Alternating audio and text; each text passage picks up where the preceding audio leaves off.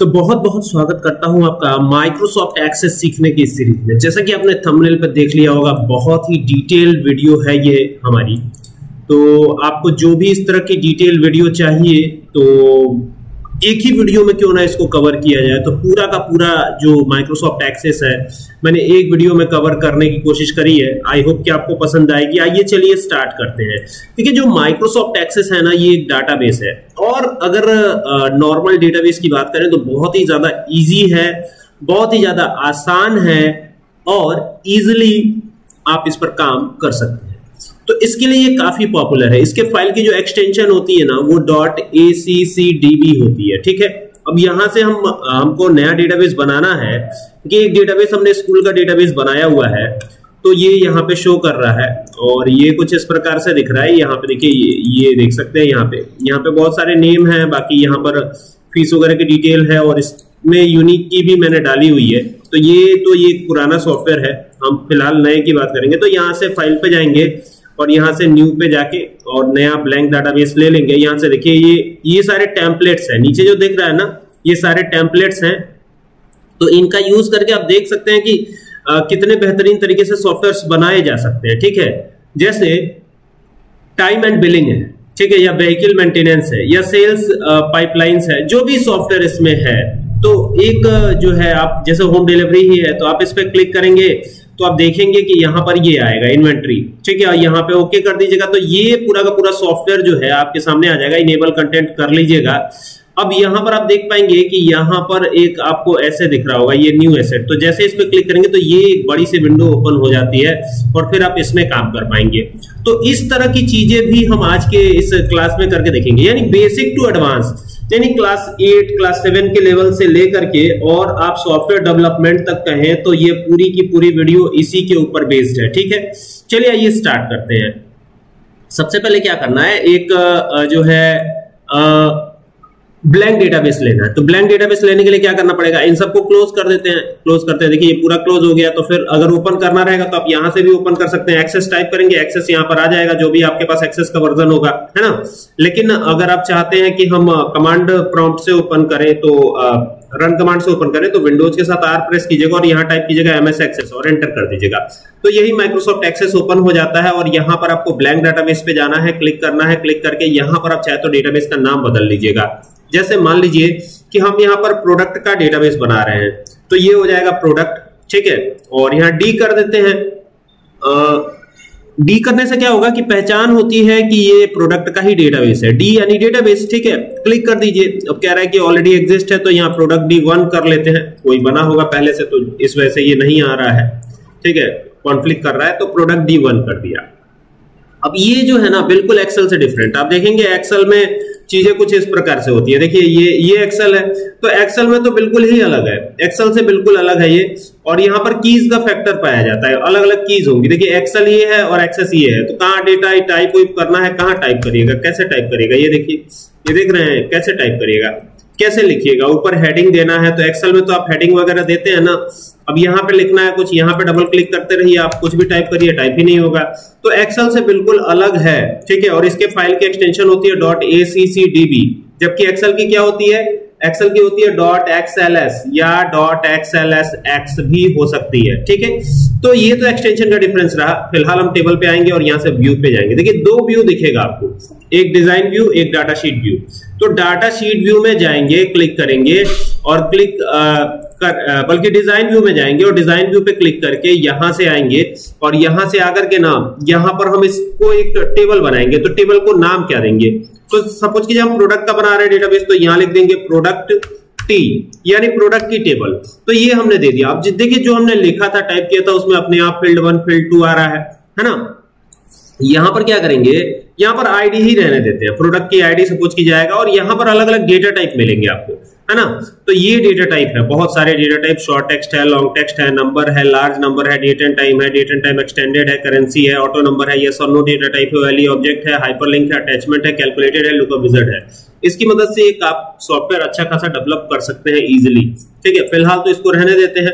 यहां पर आते हैं, यहाँ पे आएगा प्रोडक्ट का नेम। जब हम प्रोडक्ट सेल करेंगे तो प्रोडक्ट का नेम भी आएगा, तो नेम ऑफ प्रोडक्ट कर देते हैं। ध्यान रखिएगा अंडरस्कोर लगा के लिखने से, इसे अंडरस्कोर कहते हैं। ये जो दिख रहा है ना, ये शाइन जो दिख रहा है इसे हम क्या कहते हैं, अंडरस्कोर कहते हैं। तो इसको लगा करके लिखेंगे तो कहीं ना कहीं ज्यादा बेटर रहेगा आपके लिए, ठीक है। कभी कभी हमें एसक्यूएल क्वेरी बनानी पड़ती है। अब ये पूछेंगे कि एसक्यूएल क्वेरी क्या होती है, फिलहाल तो फुल फॉर्म बता देता हूं। एसक्यूएल का फुल फॉर्म होता है स्ट्रक्चर्ड क्वेरी लैंग्वेज। क्या होता है?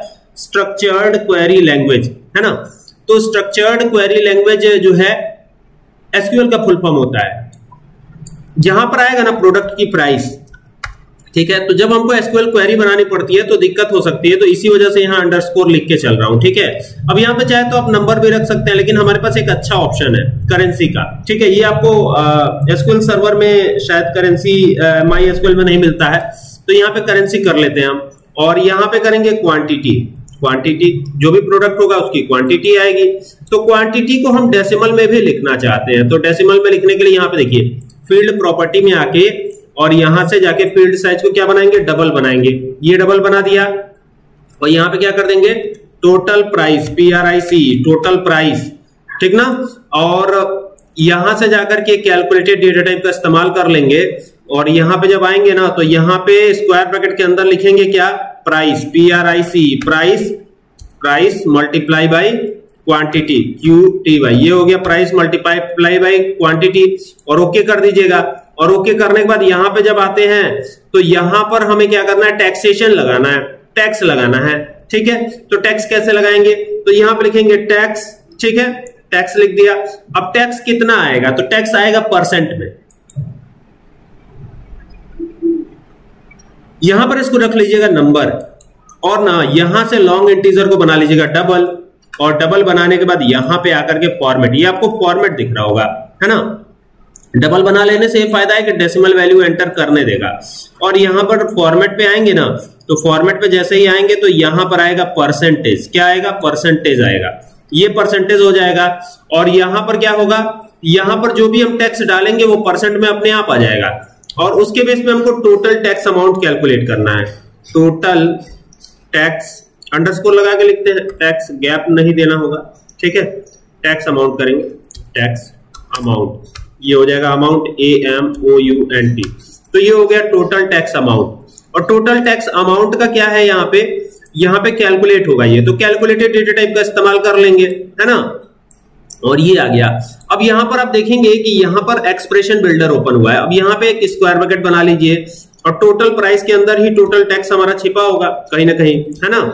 तो यहां पे क्या करेंगे, टोटल, TOTAL, टोटल, और अंडरस्कोर प्राइस लिखेंगे, PRIC, टोटल प्राइस हो गया, मल्टीप्लाई बाई क्या करेंगे, टैक्स, क्या करेंगे, TAX, टैक्स, ठीक है ना। तो यहां पे कर दीजिएगा टैक्स। और ये टैक्स में ये ध्यान रखेंगे कि ये कैपिटल स्मॉल का ध्यान रखेंगे।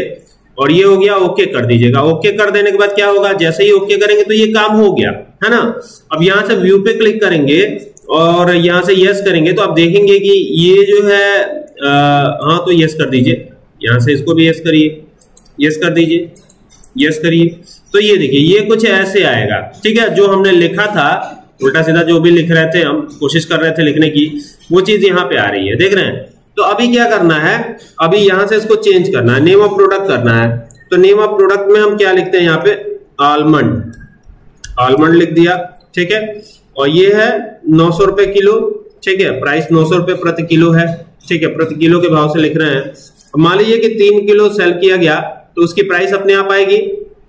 यहां पर ध्यान दीजिएगा, ये टैक्स अमाउंट है, तो टैक्स अमाउंट इस पे मान लीजिए 5% का अलाउ हुआ, तो उसके हिसाब से देखिए टोटल टैक्स भी कैलकुलेट होता हुआ नजर आ रहा है। देखिए यहाँ पर टोटल टैक्स जो है कैलकुलेट हो रहा है और ये काफी अच्छा है, ठीक है ना। देखिए टोटल टैक्स ये यहाँ पे कैलकुलेट हो गया। इसके बाद फिर इसी तरीके से दूसरा जो प्रोडक्ट है हमारा वो यहाँ पे लिखेंगे, ठीक है। जैसे मान लीजिए दूसरा प्रोडक्ट है मैगी, ठीक है, तो ये मैगी हमने कर दिया, मैगी, ठीक है। तो ये मैगी हो गया और यहां पर जाकर के क्लिक करेंगे और क्लिक करके यहां पर इसकी प्राइस डालेंगे। जैसे मान लीजिए इसकी प्राइस 55 रुपए है एक की, तो मान लीजिए 70 पैकेट रहे, ठीक है, तो ये आ गया। और फिर इस पे भी 5% टैक्स लगा तो टैक्स अमाउंट भी कैलकुलेट हो गया। और यही नहीं, देखिए ये पॉइंट में भी कैलकुलेट करके दे रहा है। यहाँ पे आप देखेंगे तो ये पॉइंट में आ रहा है ना।